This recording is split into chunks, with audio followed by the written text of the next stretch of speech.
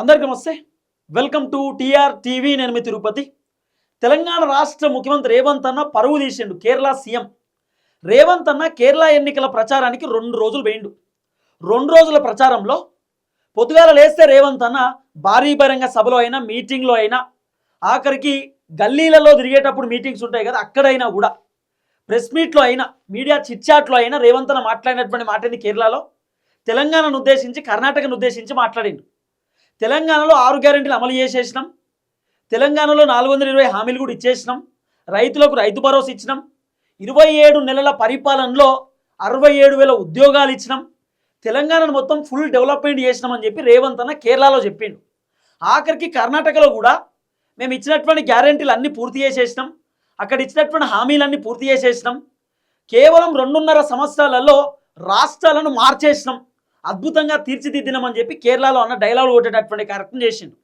ఇక కేరళలో డెవలప్మెంట్ కావాలంటే కాంగ్రెస్ అధికారంలోకి రావాలి, కేరళ మారాలంటే కాంగ్రెస్కి మీరు ఓటేయాలి, కాంగ్రెస్ కేరళలో అధికారంలోకి వచ్చుడుతోటే తెలంగాణను ఎట్లయితే డెవలప్మెంట్ చేసినామో కేరళని కూడా అట్నే డెవలప్మెంట్ చేస్తామని చెప్పి రేవంత్ అన్న తెలంగాణను ఎగ్జాంపుల్ చూపిస్తూ, కర్ణాటకను ఎగ్జాంపుల్ చూపిస్తూ కేరళలో మాట్లాడిండు. కేరళలో తెలంగాణ లెక్క డెవలప్మెంట్ చేస్తాం, కేరళను కర్ణాటక లెక్క డెవలప్మెంట్ చేస్తామని చెప్పి తెలంగాణను కేరళను అంటే డిఫరెన్సియేషన్ చేస్తూ మాట్లాడిండు. తెలంగాణ లెక్క కేరళను చేస్తామని చెప్పి రకరకాలుగా రేవంత్ అన్న డైలాగులు కొట్టేటటువంటి కార్యక్రమం చేసిండు. ఆఖరికి ముఖ్యమంత్రి రేవంత్ రెడ్డిని ఉద్దేశించి, రేవంత్ రెడ్డి మాటలను ఉద్దేశించి కేరళ ముఖ్యమంత్రి పినరాయి విజయన్ ఒక కీలకమైనటువంటి వ్యాఖ్యలు చేసిండు. పినరాయి విజయన్ మాట్లాడినటువంటి మాటలకు రేవంత్ అన్న దగ్గర సమాధానం లేదు. రేవంత్ అన్న కేరళ ఎన్నికల ప్రచారంలో ఏమంటాడు?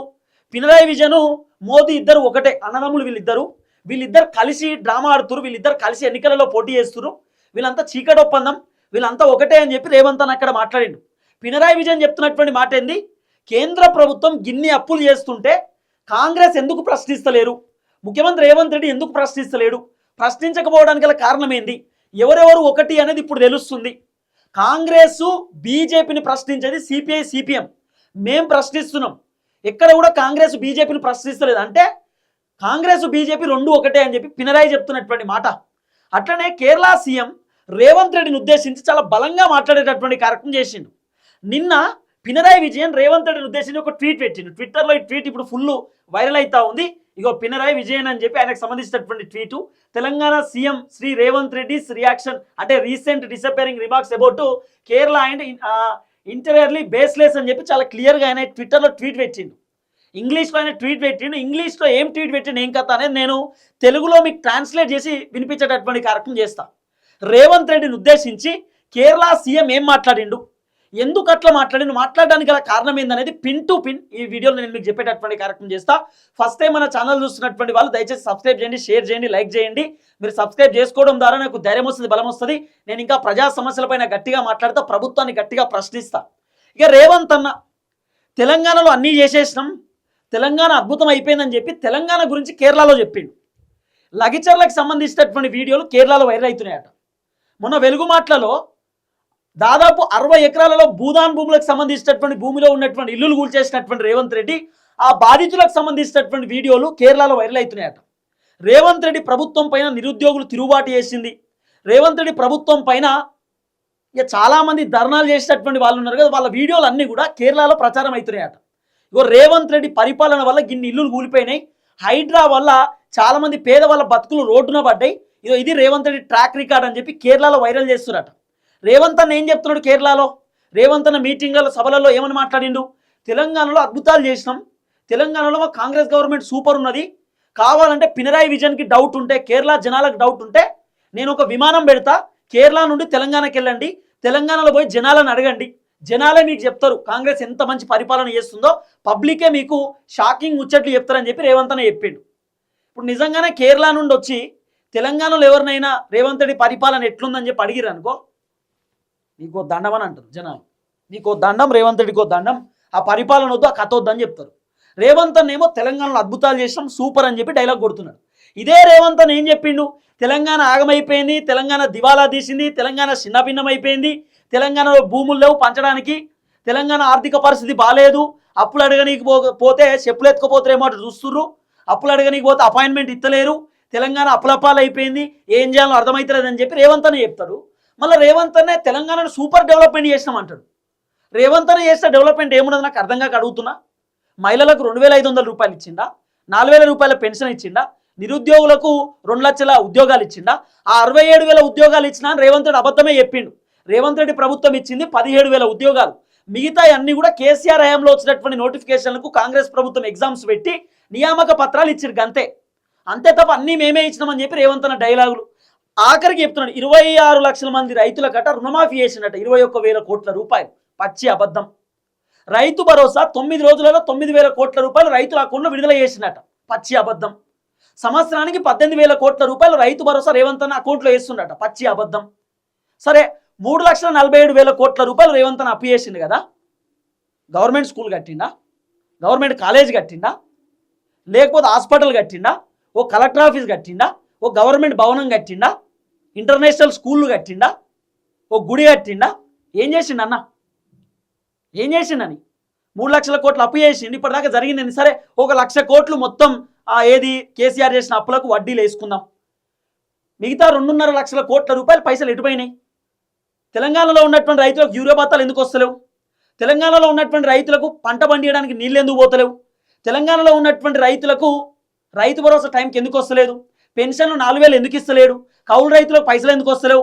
పంట బోనస్ ఎందుకు వస్తలేవు? మహిళలకు 2,500 ఏమైంది? తులం బంగారం ఏమైంది? స్కూటీలు ఏమైంది? కళ్యాణ లక్ష్మి ఏమైంది? ఉద్యమకారుల కుటుంబాలకు ఇల్లులు ఇస్తాం, 100 గజాలు ఇస్తాం, 125 గజాలు ఇస్తామని చెప్పి రేవంత్ రెడ్డి ప్రభుత్వమే చెప్పారు కదా. మరి ఆడపోయినాయి? ఇట్లా మాట్లాడకుండా పోతే తెలంగాణలో ఉన్నటువంటి జనం రేవంత్ రెడ్డిని ప్రశ్నిస్తారు. ఇప్పుడు కేరళలో ఉన్నటువంటి జనం రేవంత్ రెడ్డి పైన మరలబడుతురు. కేరళలో ఉన్నటువంటి జనం రేవంత్ రెడ్డిని ప్రశ్నిస్తురు. నీ తెలంగాణ నువ్వు చక్కగా చూసుకో, పోయి నీ తెలంగాణలో పరిపాలన చేసుకో. నీ తెలంగాణలో పుట్టెడు కష్టాలు ఉన్నాయి, పుట్టెడు దుఃఖాలు ఉన్నాయి. ఆ కష్టాలను దుఃఖాలను ఫస్ట్ సెట్ చేయిపో అని చెప్పి రేవంత్ రెడ్డిని కేరళ జనం ప్రశ్నించారు. ఇప్పుడు పినరాయి విజయన్ కూడా అదే చెప్తున్నాడు. పినరాయి విజయన్ రేవంత్ రెడ్డిని ఉద్దేశించి ఏం మాట్లాడుతుంది తెలుసా?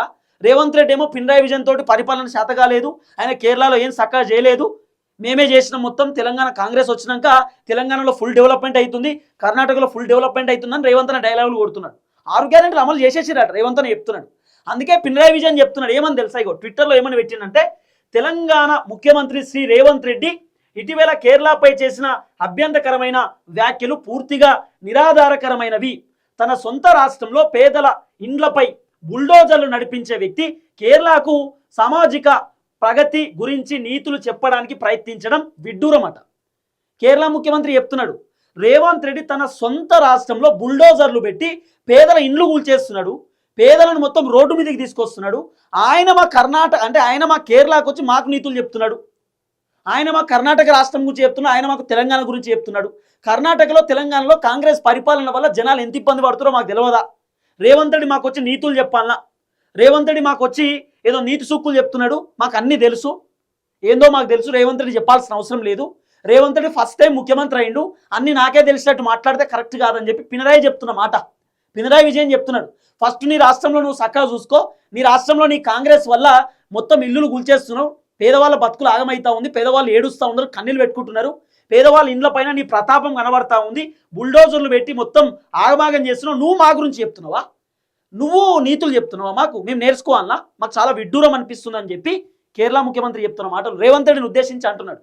ఇక అన్న ఏం చెప్పాలో అనకే అర్థమవుతలేదు కానీ మా సుస్థిర మరియు సమ్మూలిత అభివృద్ధి నమూనాను దెబ్బతీయాలని చూస్తున్న శక్తులకు ఆయన కేవలం ఒక ప్రతినిధిగా మారిపోయారు అట. అంటే మా అభివృద్ధిని చూడలేకపోతున్నాడు రేవంత్ రెడ్డి, మా అభివృద్ధిని చూడలేక రేవంత్ రెడ్డితో కావాలనే కొంతమంది మాట్లాడిస్తున్నారు. అంటే ఇక మోదీనో ఇంకోళ్ళో రేవంత్ రెడ్డిని ముందట పెట్టి మాట్లాడిస్తున్నారు. అంటే రేవంత్ రెడ్డిని ఒక పావు లెక్క వాడుకుంటుర్రు. రేవంత్ రెడ్డిని ముందట పెట్టి పినరాయి పైన విమర్శలు చేపిస్తున్నారు అనేది పినరాయి వర్షన్. ఇక రేవంత్ రెడ్డికి ఏం చేయాలో అర్థమైతలేదు. ఓ రకంగా రేవంత్ రెడ్డి పరువు తీసినట్టే. కేరళ సీఎం ఓపెన్గా చెప్తున్నాడు నీ రాష్ట్రంలో నువ్వు చూసుకో, ఫస్ట్ నీ రాష్ట్రమే సక్కగా లేదు, నీ రాష్ట్రంలో ఉన్న జనాలే ఇబ్బంది పడుతున్నారు, రైతులు ఇబ్బంది పడుతున్నారు, పేదవాళ్ళ ఇండ్లు మొత్తం బుల్డోజర్లు పెట్టి కూల్చేసినావు, అక్రమంగా వాళ్ళని ఇబ్బంది పెట్టినావు, భూములు లాక్కుంటున్నావు, తెలంగాణ ప్రజలను ముప్పతిప్పలు పెడుతున్నావు. నువ్వు మా దగ్గరకు వచ్చి డైలాగులు చెప్తున్నావా? నువ్వు మా దగ్గరకు వచ్చి నీతులు చెప్తే మేము వినాలనా? పోయి నీ రాష్ట్రంలో నువ్వు చూసుకోపో అని చెప్పి పినరాయి చెప్తున్న మాట. రేవంత్ అన్న ఏం చెప్పాలో అర్థమవుతుంది. ఇప్పుడు రేపోతే రేవంత్ అన్న మళ్ళీ కౌంటర్ ఇస్తుండే. రేవంత్ అన్న కౌంటర్ ఇవ్వడానికి కూడా ఆప్షన్ లేదు, కౌంటర్ ఇవ్వలేకపోతున్నాడు. అన్న ఏం చెప్తాడు? పినరాయి మాట్లాడినటువంటి మాటలకు రేవంత్ అన్న ఏం చెప్తాడు? ఏం చెప్పలేకపోతున్నాడు. పినరాయి చెప్పింది కూడా కరెక్టే కదా. మన తెలంగాణలో ఎన్ని కష్టాలు, ఎన్ని ఇబ్బందులు ఉన్నాయి, ఎన్ని బాధలు ఉన్నాయి. ఒకసారి రేవంత్ అన్న హైదరాబాద్ వదిలిపెట్టి గ్రామాలకు పో. గ్రామాలలో ఎంతమంది ప్రజలకు ఉండడానికి ఇల్లు లేదో నీకు తెలుస్తుంది. గ్రామాలలో ఎంతమంది ప్రజలకు తాగడానికి నీళ్లు లేవో నీకు తెలుస్తుంది. గ్రామాలలో ఎంతమంది ప్రజలకు వేసుకోవడానికి బట్టలు లేవో నీకు తెలుస్తుంది. గ్రామాలలో ఎంతమంది ప్రజలకు తినడానికి తిండి లేదో నీకు తెలుస్తుంది. గ్రామాలలో ఎంతమంది ప్రజలు సఫర్ అవుతా ఉన్నారో, ఇబ్బంది పడుతూ ఉన్నారో నీకు తెలుస్తుంది. పూరి గుడిసెలో ఉంటుర్రు అన్న. కొంతమందికి రేషన్ కార్డులు లేవు, కొంతమందికి ఆధార్ కార్డులు కూడా తెలియదు, కొంతమందికి ఏం తెలియదు. మొత్తం ఆదిలాబాద్ సైడ్, ములుగు జిల్లా సైడ్ ఉన్నటువంటి వాళ్ళకి ఏం తెలియదు. అసలు ఇంకా చీకట్లో బతుకుతున్నటువంటి గ్రామాలు, వందల గ్రామాలు ఉన్నాయి ఈ తెలంగాణలో. ఇవి చూసిరా మీరు? తెలంగాణను అద్భుతం చేసినాం, అభివృద్ధి చేసినాం అంటారు తప్ప ఊళ్ళో రోడ్ లేదన్నా. ఊళ్ళో సీసీ రోడ్ కాదు, ఉత్త రోడ్డు లేదు. రోడ్లు లేనటువంటి గ్రామాలు వేల గ్రామాలు ఉన్నాయి ఈ తెలంగాణలో, వందల గ్రామాలు ఉన్నాయి ఈ తెలంగాణలో. తాగడానికి నీళ్లు లేని గ్రామాలు ఉన్నాయి, చాలా ఉన్నాయి అన్న. పంట పండిద్దామంటే నీళ్లు రానటువంటి గ్రామాలు ఉన్నాయి. నీళ్ళ కోసం, తాగడానికి నీళ్ళ కోసం 5-6 కిలోమీటర్లు నడిచిపోయి తెచ్చుకునేటటువంటి గ్రామాలు ఉన్నాయి ఈ తెలంగాణలో. ఇన్ని సమస్యలు ఉంటే రేవంత్ అన్న కేరళ పోయి తెలంగాణను సూపర్ అద్భుతం చేసేసినామని చెప్తున్నాడు. తెలంగాణలో సమస్యలే లేవా? యూరియా బత్తాల కొరత లేదా? తెలంగాణలో రిటైర్డ్ ఎంప్లాయీస్కి బెనిఫిట్స్ వస్తున్నాయా? రిటైర్డ్ ఎంప్లాయీస్కి రావాల్సినటువంటి పెన్షన్లు వస్తున్నాయా? తెలంగాణలో ఫీజు రియంబర్స్మెంట్ అయిందా? తెలంగాణలో ఆరోగ్యశ్రీ బకాయిలు మొత్తం చెల్లించిరా? మరి ఇవన్నీ ఏందన్నా? అన్ని అద్భుతాలు చేసినామని డైలాగ్ కొట్టుడు ఎందుకన్నా? 2 లక్షల కంటే పైన ఉన్నటువంటి పైసలు బ్యాంకులో కట్టండి, 2 లక్షల లోపు రుణమాఫీ నేను చేస్తాను నువ్వు చెప్పినావు, చేసినావా? ఇట్లా మాట్లాడుకుంటూ పోతే కాంగ్రెస్ ప్రభుత్వంది షటభారతం ఉంది. కాబట్టి ఎట్టి పరిస్థితుల్లో పక్క రాష్ట్రాలకు పోయి తెలంగాణను అద్భుతం చేసినాం, తెలంగాణను తీర్చిదిద్దినామని చెప్పకుర్రి. నమ్మరు వాళ్ళు కూడా. ఇక్కడ ఏం జరగలేదనేది మాకు తెలుసు కదా, రియాలిటీ. అవునా కాదా? రియాలిటీ తెలుసు. కాబట్టి దయచేసి రేవంత్ అన్న మీకు దండం పెట్టి చెప్తున్నా, పక్క రాష్ట్రం పోయి మన పరువు మనం తీసుకోవద్దు, పరువు తీసుకోకండి. మన రాష్ట్రం గురించి ఆలోచన చేయండి.